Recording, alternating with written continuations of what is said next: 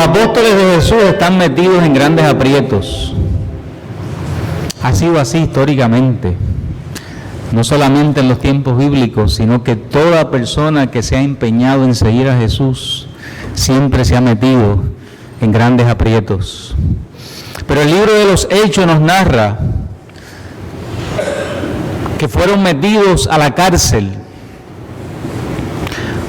por haber hecho un milagro en favor de un hombre que estaba frente al templo y que estaba cojo de nacimiento. Y que además de eso, por haber hablado acerca de Jesucristo y hacerlo con profunda convicción, a tal grado que parece ser que muchas personas se estaban sintiendo convencidos por el mensaje, por la palabra y por las acciones de los apóstoles. Por segunda ocasión, algunos de sus líderes fueron metidos a la cárcel. Pero lo que quisiera resaltar en esta mañana es que cuando leemos el relato bíblico y los versículos que hemos compartido hoy, parece ser que ninguna experiencia que estaban viviendo los discípulos y apóstoles del Señor les estaba afectando su ánimo y les estaba afectando su deseo de continuar caminando en la huella que Jesús había abierto y marcado para ellos. A tal grado que frente al Sanedrín, que no es otra cosa que el cuerpo religioso más poderoso del movimiento judío de su tiempo, se atreven a decirles que nos es obligatorio obedecer a Dios antes que a los hombres, porque los habían mandado a callar y les habían dicho que no podían seguir hablando en nombre de aquel que es el nombre de Jesús. Y ellos hicieron todo lo contrario. Siguieron hablando, siguieron dando testimonio, siguieron hablando acerca de Jesús que murió y que resucitó.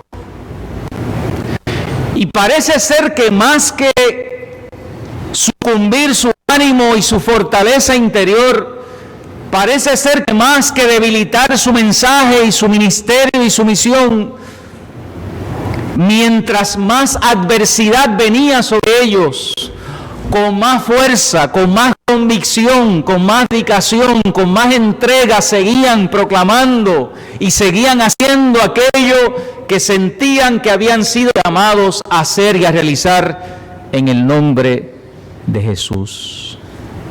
Y en estos versículos que hemos leído en esta mañana, están los apóstoles de pie frente a la adversidad, de pie y convencidos de aquellos y de aquello que habían recibido y escuchado, de pie y con todo el deseo de compartir y de hablar acerca de aquel que ellos entienden, les dio la vida, que es el Salvador, que es el Señor de la historia y es Señor también de la vida de ellos. Y yo lo que quiero mirar en esta mañana es lo siguiente: ¿acaso estos no eran los mismos discípulos que unos capítulos atrás estaban encerrados en un cuarto con 5 seguros puestos y con la tranca bloqueando la puerta, llenos de miedo y de temor, asustados, particularmente miedo a los judíos, frente a quienes están en este pasaje, en estos versículos? ¿Acaso no es este Pedro que está aquí el mismo Pedro que cuando le preguntaron si él era uno de los que andaba con Jesús, asustado también y temeroso, les dijo que no, y que en 3 ocasiones había negado a Jesús? ¿Acaso estos hombres, estas personas que están en este relato que hemos leído en el capítulo 5, no son los mismos que hace un poco rato atrás estaban intimidados y temían por su vida y temían que pudieran ser asesinados y muertos y puestos en cárcel por causa de la fe y del discurso y de la vida que habían abrazado? Son exactamente la misma gente. Son los mismos seguidores de Jesús, son los mismos apóstoles. Y yo quisiera en esta mañana mirar ese pasaje para preguntarnos, ¿y qué les pasó? ¿Y qué fue lo que le sucedió a esta gente que de estar encerrados y asustados, ahora están de frente a la adversidad, de frente a la oposición, de frente a los líderes, proclamando con toda certeza acerca del resucitado? Pues déjeme decirle algo sobre eso, y sobre eso es lo que quiero en esta mañana compartir con ustedes. Primero, ¿quiénes son estos hombres? ¿Quiénes son estos apóstoles? Cuando uno los ve en el capítulo 5 en adelante, parecen súper hombres de fe, parecen seres súper extraordinarios, parecen personas con grandes habilidades y capacidades, con profundo intelecto y con una fuerza intelectual y una fuerza moral y espiritual grandísima. Pero ¿quiénes son? Cuando uno mira los evangelios, particularmente Lucas, estos son hombres que apenas sabían hablar.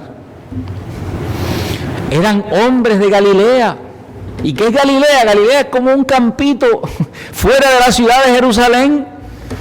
¿Y qué hacían estos hombres? Se dedicaban a pescar. Por lo tanto, estos apóstoles que aparecen en Hechos capítulo 5, eran gente sencilla, con muy poca o ninguna formación intelectual o cultural. Había gente que se sorprendía cuando después que andaban con Jesús, cuando los escuchaban, porque sabían de dónde venían y decían, adiós, y este no es de Galilea. ¿Cómo es posible que se esté expresando y esté haciendo esto que está haciendo? En su mayoría era gente de la periferia. En otras palabras, que gente que no tenía ningún poder, que no tenía ninguna influencia sobre la cultura de su tiempo, que provenían, como les dije, de Galilea y de otras regiones alrededor de la ciudad principal de Jerusalén, que en la mayor parte de su tiempo acompañando a Jesús no entendían de lo que Jesús hablaba, no entendían lo que Jesús decía, no entendían lo que Jesús hacía, andaban perdidos, confundidos, confundiendo las palabras de Jesús y sin entender claramente de qué se trataba el llamado que Jesús había hecho a sus vidas. Simplemente en un acto de fe respondieron a ese llamado y se atrevieron a seguir a Jesús. Antes de la muerte y de la crucifixión de Jesús se llenaron de temor, de inseguridad, de miedo, se huyeron, se escondieron. Sin embargo, a esa gente Jesús llamó. Lo podemos decir con toda claridad que eran personas como usted y como yo, llenos también de inseguridades, llenos de temores, que no tampoco comprendemos a veces de qué se trata esto. Venimos a la iglesia, pero muchas veces, a veces entendemos poco de qué se trata el llamado que Dios hace a nuestra vida continuamente. Y que estamos a veces sentados semana tras semana, año tras año, y seguimos preguntándonos en nuestra mente, ¿para qué rayos será que Dios me quiere? ¿Qué será lo que Jesús quiere hacer con mi vida? ¿Para dónde es que me está llamando? ¿Para dónde es que va la cosa? Y pasamos mucho tiempo y muchos años de nuestra vida haciéndonos esa pregunta. Eran gente como usted y como yo, que muchas veces no entendemos de qué se trata este asunto en el que estamos. Pero aún sin comprender nada, Jesús los llama. Jesús los invita. Y no los llama por las cualidades, o no los llama por las capacidades intelectuales que puedan tener, los llama porque tiene la habilidad Jesús de mirar el corazón. Y sabía que en el corazón de aquel hombre llamado Pedro, que había un mal carácter y el tipo le arrancaba la cabeza a cualquiera, sabía que detrás de aquel corazón que era de fiera, había el potencial de convertirlo en un instrumento de su gracia y de su amor. por eso es que Dios nos sigue llamando. Porque detrás de todas las corazas y las capas que usted pueda pensar que tiene y las limitaciones que tiene su vida, Dios sigue mirando su corazón y Dios sigue mirando mi corazón. Y Dios sigue sabiendo que detrás de eso que se ve, de eso que es aparente, de eso que refleja debilidad, inseguridad, detrás de eso Dios sabe que hay el potencial, que hay la posibilidad de convertirlo a usted, a mí, en instrumento de la gracia de Dios. Pero no lo entendemos. Pero ese primer llamado que Jesús hace a sus discípulos era necesario. Y ellos respondieron porque sintieron que la palabra de Jesús le llegó directamente al corazón. Y aunque no lo entendían en un acto de fe, siguieron detrás de él.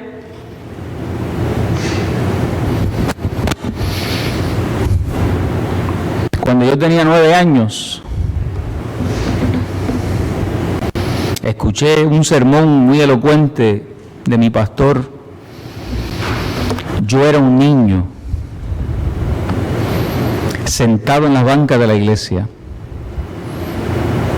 Yo no le puedo repetir a usted los conceptos teológicos trabajados ese día.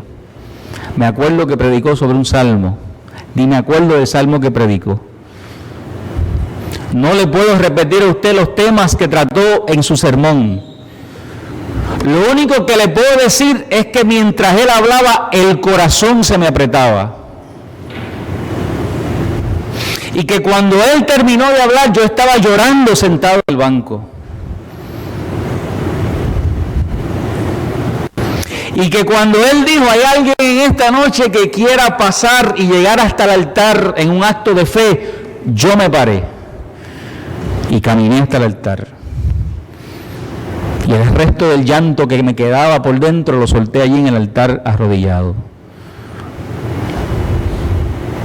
Yo no entendía lo que me estaba pasando.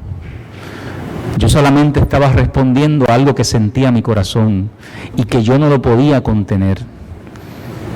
Que no había forma ese día de yo quedarme sentado en el banco después de sentir lo que yo sentí en mi corazón en esa noche.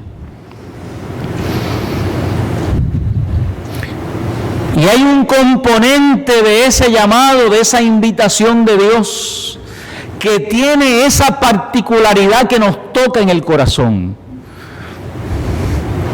que nos mueve adentro en las entrañas de nuestra vida. Y que hay gente que se resiste a ese sentimiento en su vida, y hay gente que no le da rienda suelta a lo que eso puede significar en su vida. Hay gente que se aguanta eso, y yo no sé cómo lo pueden hacer. Yo estoy seguro que muchas veces usted se ha sentido así, aquí, sentado en esta iglesia. Y que posiblemente usted se ha estremecido ahí sentado en algún momento dado. Pero posiblemente no ha respondido a ese toque de su corazón de la manera en que debería hacerlo. Pues estos discípulos no se resistieron. Cuando Jesús le dijo, sígueme, no pudieron hacer otra cosa que soltarlo todo y seguirlo. Pero estaban perdidos. No entendían de qué se trataba, no entendían acerca de Jesús, confundían continuamente lo que él decía acerca del mismo. No sabían en qué dirección era el asunto del reino, ni tampoco podían visualizar para qué Dios específicamente los estaba llamando.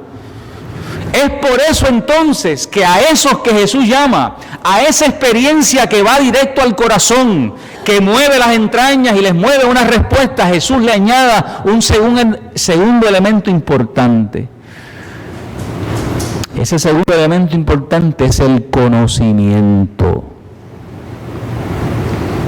La palabra que se repite en el Nuevo Testamento, que es la más que nosotros utilizamos, que es la palabra cristianos y cristianas,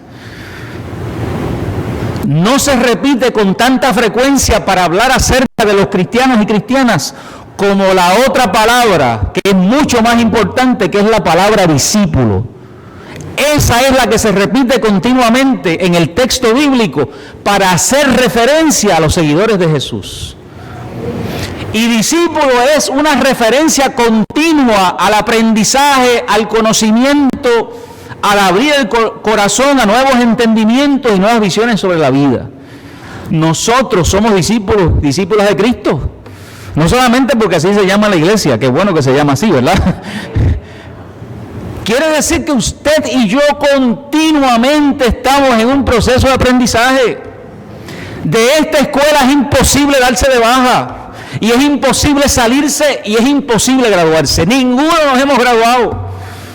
Con 30 y 35 años en la iglesia todavía estamos en necesidad de sentarnos y de aprender.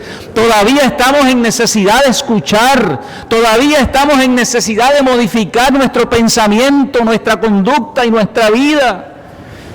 Porque somos y seremos de manera permanente discípulos y discípulas del Señor. Por eso es que Jesús se encargó de llenar la mente y el corazón de sus seguidores, de sus apóstoles, de ese conocimiento, que no es cualquier conocimiento, que es un nuevo conocimiento. Porque no es posible, y mírenlo de esta manera, que ese corazón, que esa estructura de vida que Jesús ha tocado con su llamado, en el caso de sus discípulos, ahora Jesús se conforme con que el conocimiento que tengan en su vida sea conocimiento viejo, sea información que no les va a ayudar a descubrir lo que Jesús quiere que descubran. Por eso aquella imagen del Nuevo Testamento que dice: no se puede poner vino viejo en odres nuevos. ¿Se acuerda de esa imagen? No es posible en una vida tocada por la gracia de Dios, no es posible en una vida necesitada, sedienta, deseosa de abrirse camino en el seguimiento de Jesús, mantener dentro de ella conocimiento viejo. O lo contrario, en un odre viejo y sin renovar, meter vino nuevo.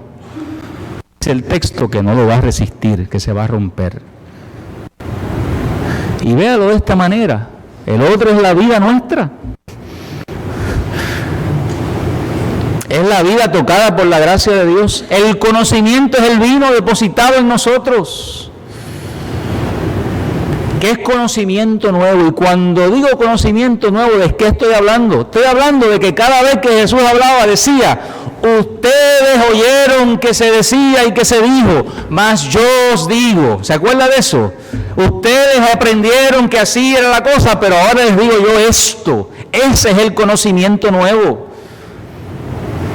Esos son los entendimientos nuevos que Jesús deposita en la vida de sus discípulos y discípulas. Información que les ayuda a comprender de qué se trata el reino de Dios. Información que les ayuda a cómo debe ser la convivencia con los demás. Información que les ayuda a descubrir cuál es el propósito y la dirección que la vida debe llevar. Información que les ayuda a entender qué es el poder desde la perspectiva de Jesús. Información que les ayuda a entender qué es y significa dar, amar, la justicia, el amor, la misericordia desde la perspectiva de Jesús. Y todo eso venía depositado sobre esos discípulos como conocimiento nuevo. Y Jesús no solamente enseñó con las cosas que dijo, sino que también enseñó con las cosas que hizo. Y en ese sentido su currículo, su experiencia educativa compartida con sus discípulos era completa, era la palabra acompañada también de la acción. Por lo tanto, ahora están los discípulos y seguidores de Jesús con una experiencia en su corazón, porque fueron tocados por el llamado que Jesús les hace, con nuevo conocimiento en su mente, pero cuando Jesús muere, no saben qué hacer con lo que hay en el corazón y en la mente. Tienen el conocimiento, tienen la experiencia, pero están todavía llenos de temor, llenos de inseguridad y llenos de miedo. Jesús les ayudó a cambiar los paradigmas. Jesús les ayudó a mirar la vida de manera distinta. Jesús les ayudó a entender el reino de forma distinta. Jesús les ayudó a comprender de manera nueva los significados importantes de lo que es la vida y la vida con Dios. Sin embargo, ese conocimiento, junto con esa experiencia albercada en el corazón, todavía le faltaba algo. Es importante, hermanos y hermanas, acompañar la experiencia con conocimiento. Es importante que además de sentir a Dios, nosotros tengamos una gran sed de querer entender y comprender acerca de Dios y acerca de lo que Dios es. Es importante que nuestra mente pueda ir en un proceso continuo y a la par también con nuestro corazón y con aquello que nosotros sentimos. Porque esa combinación de las dos cosas es lo que hace posible la transformación y el cambio en nuestra vida.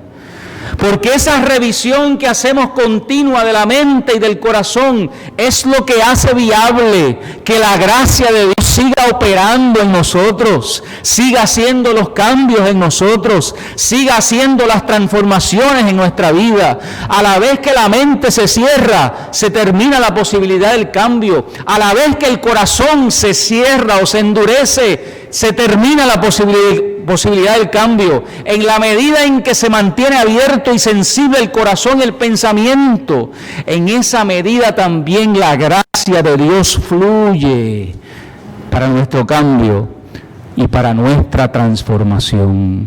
Y eso es lo que pasaba en la vida de los discípulos.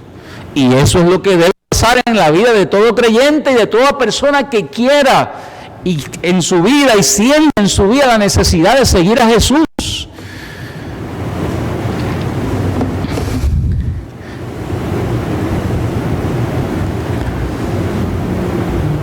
Y en el libro de los Hechos pasa algo que transforma totalmente el cuadro y el panorama.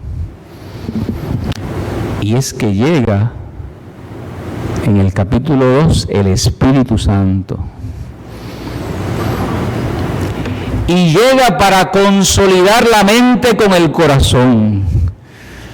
Y llega el Espíritu Santo como una experiencia de profundización de aquello que ya habían conocido, profundización de aquello que habían aprendido, profundización de aquello que habían sentido en su vida, pero que ahora es puesto en una nueva perspectiva. Porque el Espíritu es el que mantiene con vida la vida del creyente. Porque el Espíritu Santo es el que mantiene en continuo movimiento lo que es la comunidad de fe.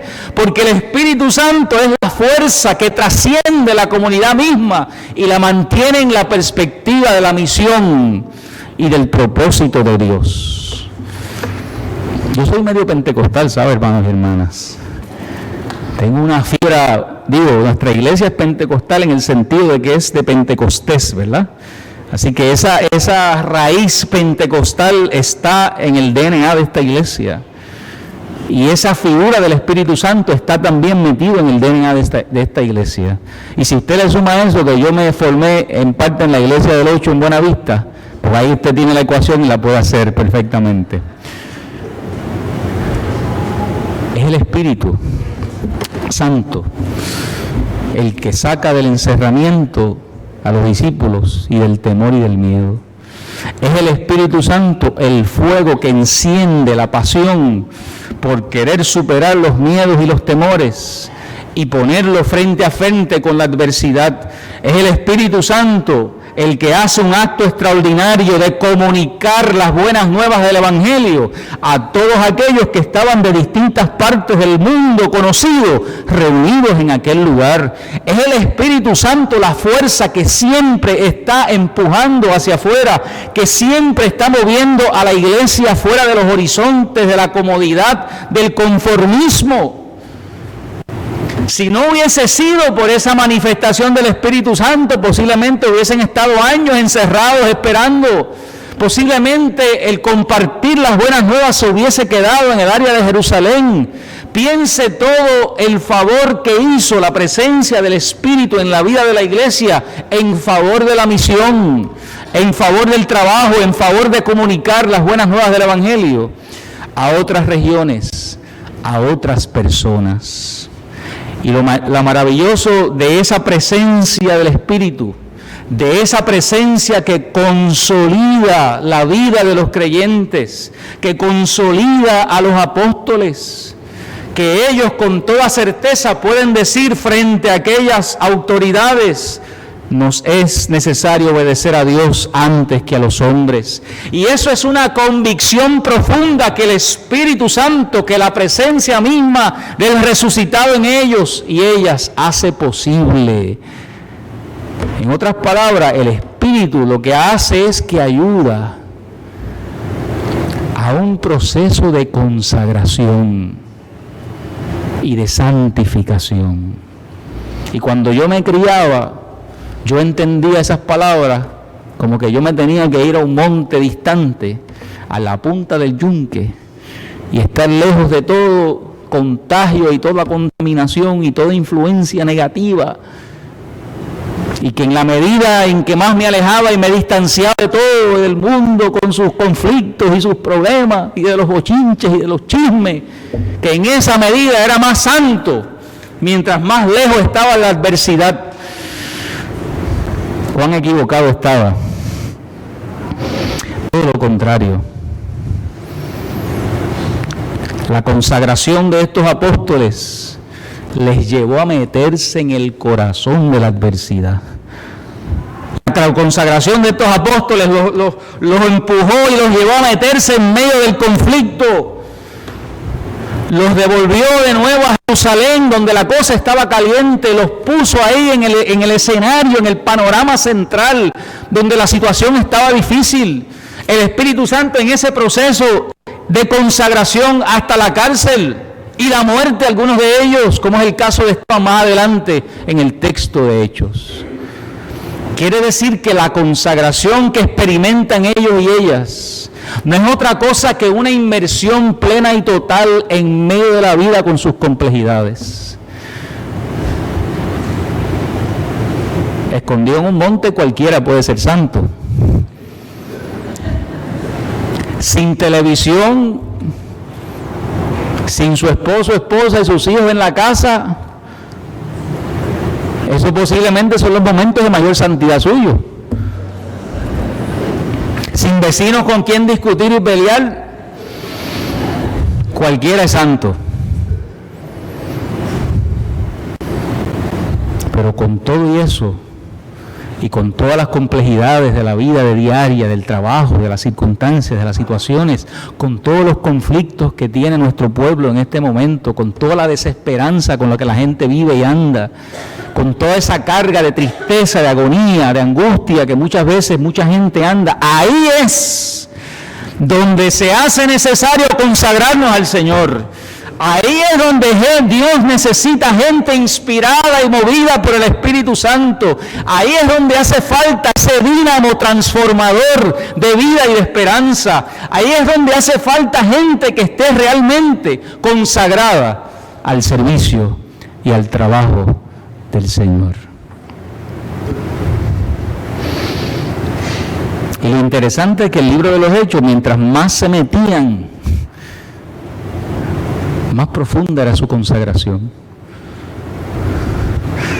Mientras más podían armonizar la mente con el corazón, mientras más consolidaba el Espíritu Santo esa experiencia en ellas, más profunda era su consagración. Usted sabe a qué nivel, que el texto dice, usted lo ha leído, que había momentos en que Pedro pasaba y la sombra nada más. Eso es lo que refleja, hermanos y hermanas, ese nivel de conexión, ese nivel de empatía, de cercanía, de intimidad con Dios, con el Espíritu, con el proyecto de Dios.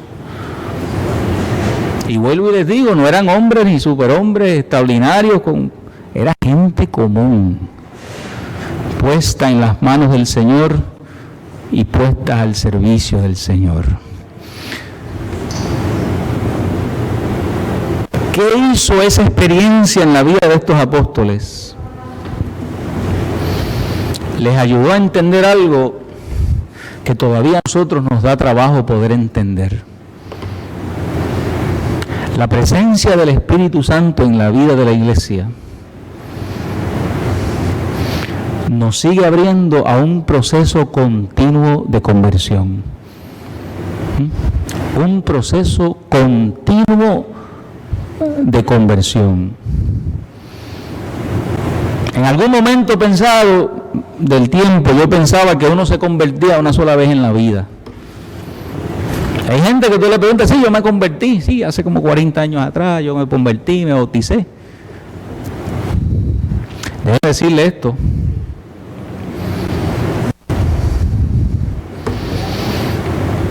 Usted necesita convertirse continuamente. Bastó una vez para usted descubrir la gracia y el amor de Dios. Me bastó a mí una sola vez sentir ese apretón en el pecho y llorar en el altar y saber que Dios me ama.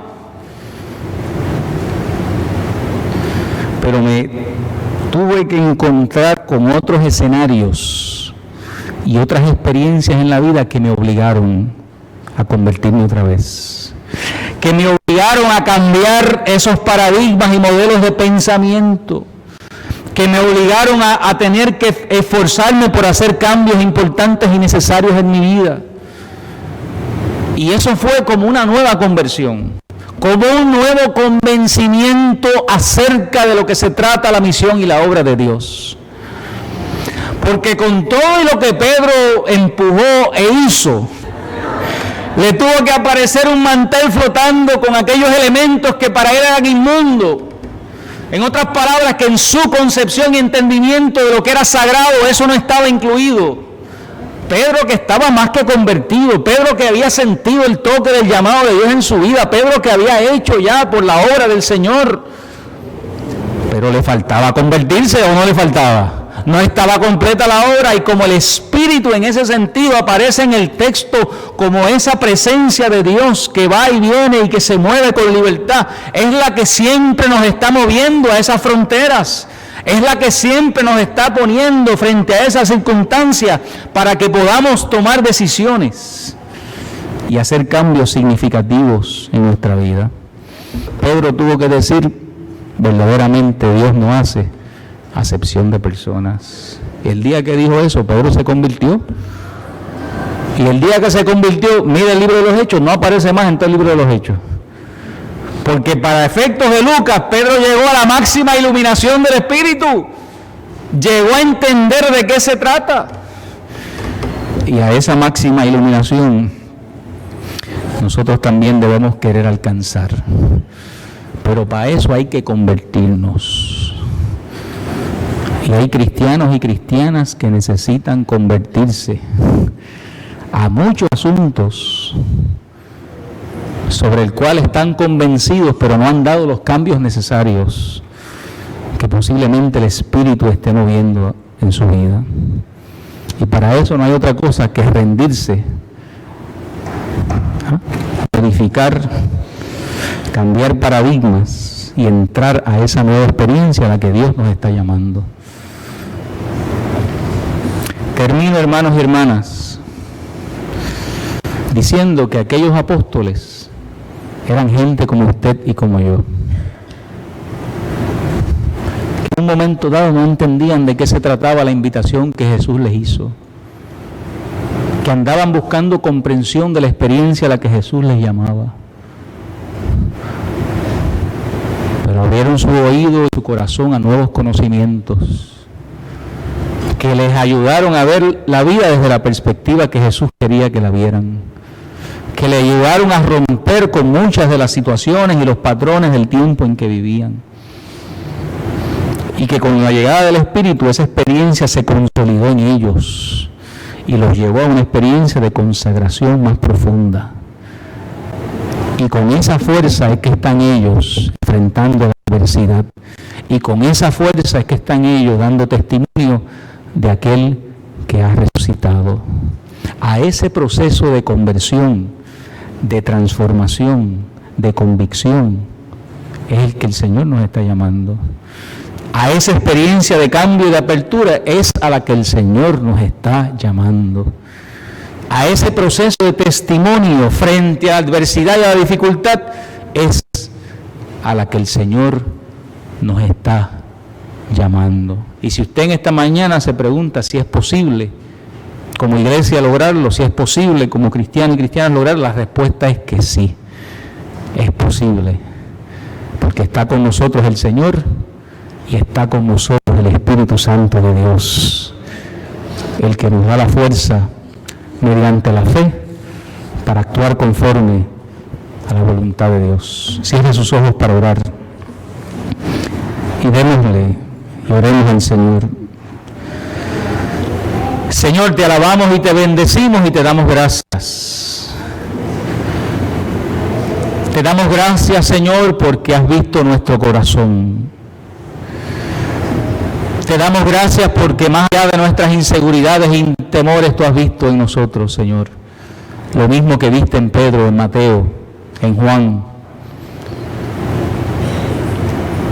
Has visto en nosotros, Señor, las posibilidades de poder ser instrumentos y medios para hacer tu voluntad y para cumplir tu propósito.